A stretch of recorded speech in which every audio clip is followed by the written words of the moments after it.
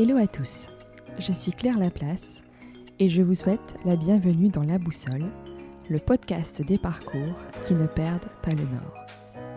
Dans ce podcast, je recevrai des talents et des personnalités du nord de la France qui s'engagent sur leur territoire et au-delà. La diffusion de nos conversations débutera le 2 septembre.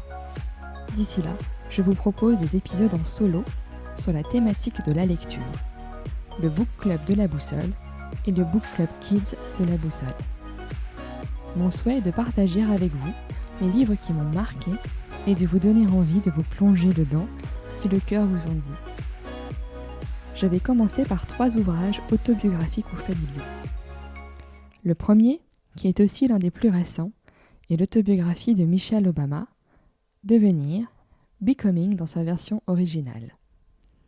Je l'ai lu il y a quelques semaines et il a constitué pour moi une impulsion, une étincelle, m'encourageant à me dépasser. Dans ce livre, Michelle Obama nous raconte son enfance dans le South Side de Chicago, au sein d'une famille aimante et unie. Entre chaque ligne, l'amour qu'elle porte aux siens surgit, s'imprime aussi pour la lectrice que je suis. Je connaissais les grandes lignes de son parcours et j'ai aimé reprendre son histoire depuis le début, partager les moments forts de son existence. Son entrée au lycée le plus coté de Chicago, son admission à Princeton qu'elle a brillamment réussi, en dépit des propos peu amènes d'une conseillère d'orientation qui doutait quel est le profil pour y entrer. L'école de droit d'Harvard, puis son arrivée au sein du cabinet Sidley & Austin, où elle rencontra Barack Obama. Son expérience au bureau du maire de la ville de Chicago, puis au sein du centre hospitalier de l'université. Elle partage avec nous sans détour sa vie de femme, d'épouse, de maman, ses peurs, ses joies, ses colères, son ambition. Les doutes et les moments difficiles lorsque Barack Obama a embrassé sa carrière politique. La façon dont elle s'est dépassée pour l'accompagner et comment elle a mené sa propre campagne à ses côtés. Dans son livre, ces moments apparaissent exaltants, mais aussi épuisants. Lire les premiers pas de leur famille à la Maison Blanche m'a profondément émue. De l'accueil du couple Bush à leur installation, puis la vie de première famille des États-Unis et son lot de contraintes, mais aussi de rencontres fabuleuses, que ce soit avec la reine Elisabeth II ou Nelson Mandela. Ce livre est à la fois une dose d'énergie folle et aussi une reconnaissance des injustices et discriminations qui pèsent sur certaines communautés aux États-Unis. Michelle Obama partage avec nous des moments douloureux où elle a dû faire preuve de résilience. Vous l'aurez compris, ce livre m'a bouleversée et transportée dans la vie d'une femme extraordinaire. Pour finir de vous donner l'envie de le dévorer, je vais vous lire les premières lignes de sa préface. Mai 2017. Quand j'étais petite, mes désirs étaient simples. Je voulais un chien, je voulais une maison avec des escaliers, 2 étages pour une seule famille. Je voulais, allez savoir pourquoi, un break et 4 portières, à la place de la Buick 2 portes, qui faisait la joie et l'orgueil de mon père. Je disais à qui voulait l'entendre que quand je serai grande, je serai pédiatre. Pourquoi ce choix ? Parce que j'aimais bien les enfants et que j'avais rapidement compris que c'était une réponse qui plaisait aux adultes. Oh, médecin, quelle bonne idée ! En ce temps-là, j'avais des nattes, je menais mon grand frère à la baguette et je me débrouillais toujours pour avoir de bonnes notes en classe. J'étais ambitieuse, sans vraiment savoir à quoi j'aspirais. Je crois d'ailleurs que c'est une des questions les plus bêtes qu'un adulte puisse poser à un enfant. Qu'est-ce que tu veux faire quand tu seras grand ? Comme si on cessait un jour de grandir. Comme si, à un moment donné, on devenait définitivement quelqu'un. Et qu'alors, tout devait s'arrêter. À ce jour, j'ai été avocate. J'ai été vice-présidente d'un hôpital et directrice d'une association qui aide les jeunes à s'engager dans des carrières sérieuses. J'ai été une jeune fille noire, d'origine modeste, étudiante dans une université prestigieuse, fréquentée majoritairement par des blancs. J'ai été la seule femme, la seule afro-américaine, dans beaucoup de contextes différents. J'ai été une épouse, une jeune maman stressée, une fille affligée, et jusqu'à une date récente, j'ai été première dame des États-Unis d'Amérique.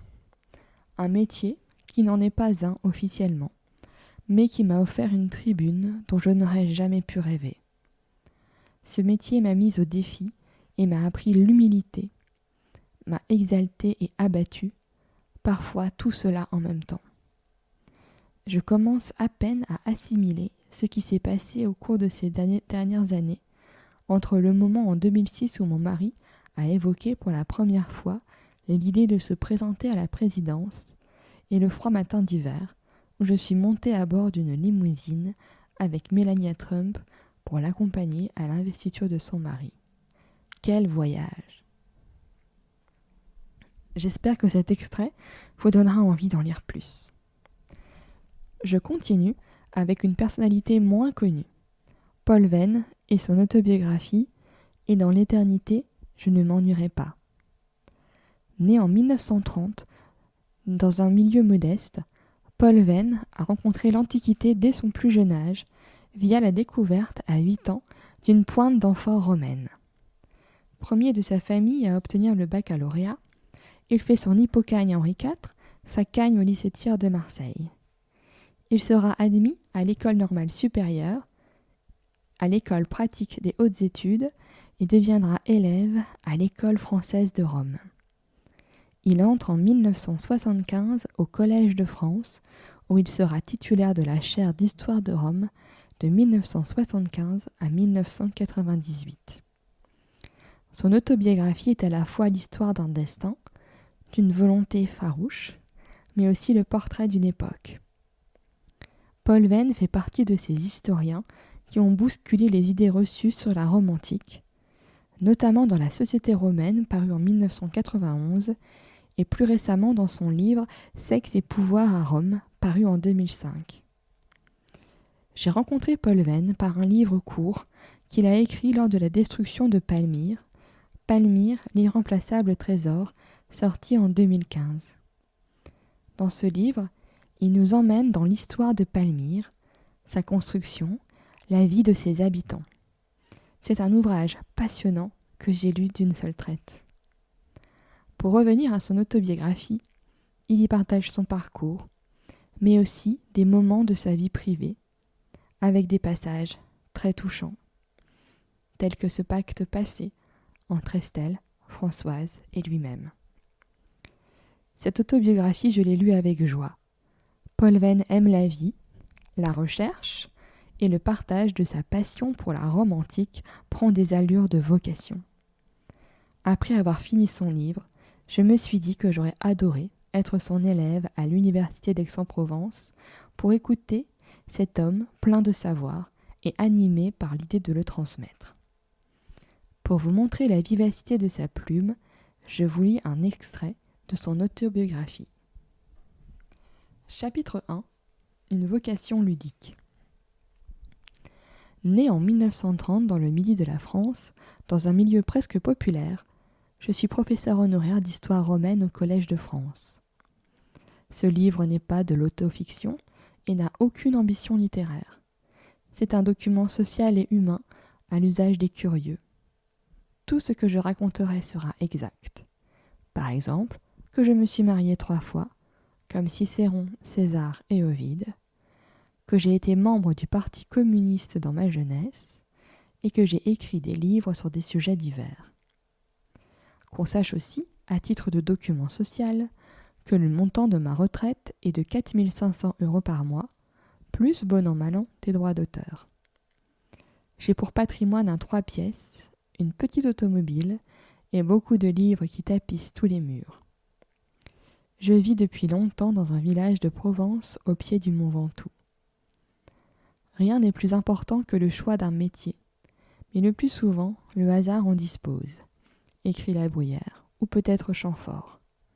C'est vrai dans mon cas. J'avais 8 ou 9 ans, j'étais élève à l'école primaire de Cavaillon, et je me promenais sur la colline herbeuse qui domine la bourgade, quand une pointe d'amphore romaine qui gisait à terre m'est tombée par hasard sous les yeux.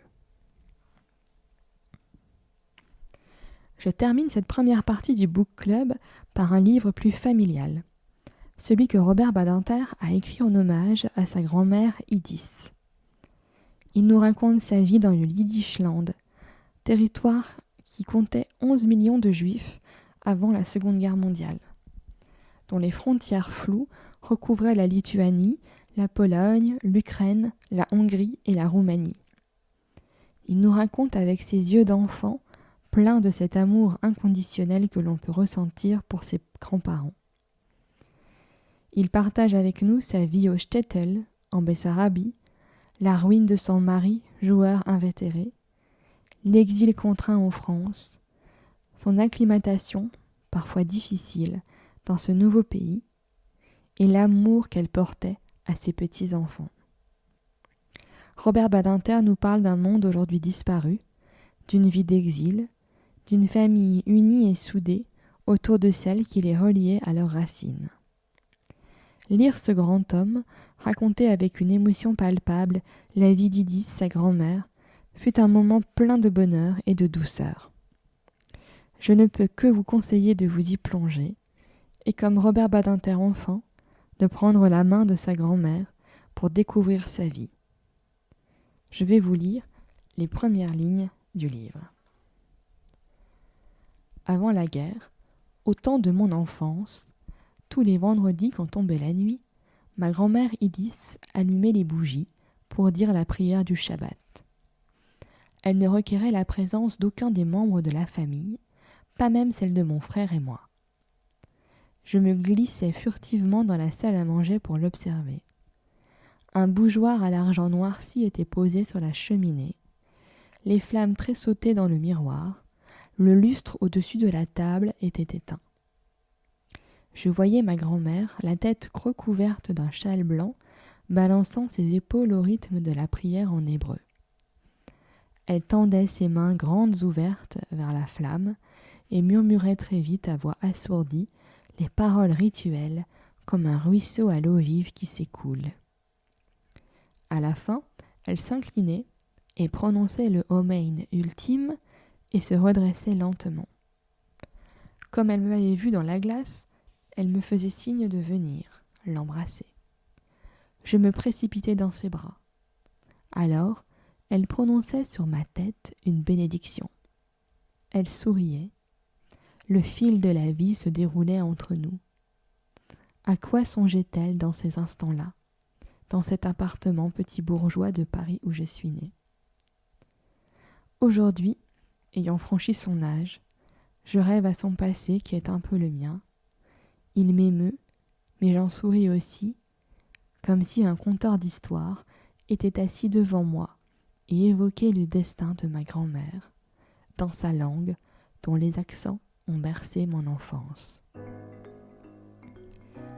J'espère que ce premier épisode du Book Club de La Boussole vous aura donné envie d'emporter avec vous certains de ces livres. Je continuerai avec des romans dans un prochain épisode. Et je vous dis à très vite, à l'écoute de La Boussole.